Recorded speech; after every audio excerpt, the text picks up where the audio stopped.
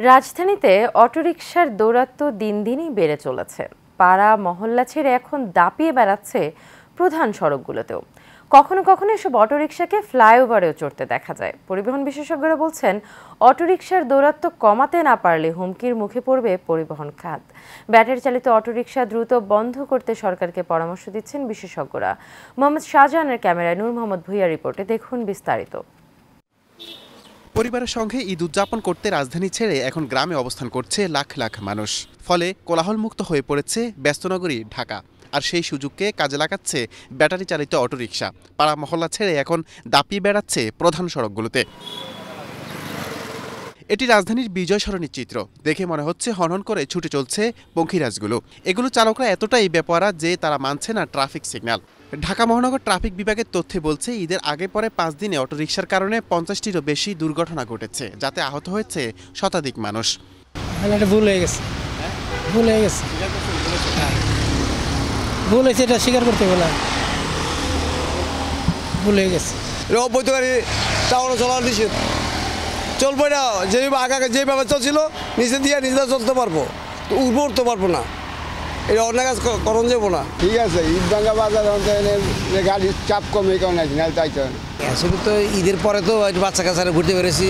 রিক্সাও আপনার ট্রাফিকিং নাই, বর্তমানে ট্রাফিকিং নেই, যার জন্য আমরা ঘুরতে পারতেছি আর কি। অটোরিকশার দৌরাত্ম্য না কমাতে পারলে হুমকির মুখে পড়বে পরিবহন খাত। সরকারের রাজস্ব আয়ও কমতে পারে। ছোট ছোট গাড়িকে তার বিচরণ ক্ষেত্রে আমাকে নিয়ন্ত্রণ করতে হবে, সংখ্যাগত নিয়ন্ত্রণ করতে হবে। এই অনিয়ন্ত্রিতভাবে যদি চলে, হয়তো জব ক্রিয়েশন হবে, তারা অনেক কথা বলতে পারবে, কিন্তু এটা দিয়ে আমরা অন্য মাত্রায়, অর্থনীতির অন্য মাত্রায় আমরা যেতে পারবো না, এবং জনগণ যে পরিষেবাটা পায় সড়কের মধ্যে, গণপরিবহন ভিত্তিক আমরা তৈরি করতে পারবো না। শিগগিরই অটোরিকশা বন্ধ করতে সরকারকে পরামর্শ দেন এই বিশেষজ্ঞ। দিন যত যাচ্ছে সরকার অত্যন্ত দুর্বল হয়ে যাবে এই সংখ্যাগত মাস পিপুলের জন্য। তারা অনেক কিন্তু অচল করে দিতে পারে।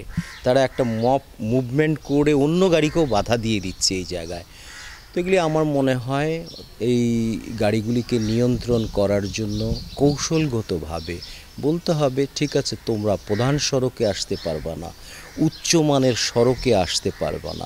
সড়কে শৃঙ্খলা ফেরাতে অটোরিকশা বন্ধে পাড়া মহল্লা সোসাইটি গঠনের মাধ্যমে নাগরিক সমাজকে প্রতিরোধ গড়ে তোলার আহ্বান জানান অধ্যাপক ডক্টর শামসুল হক।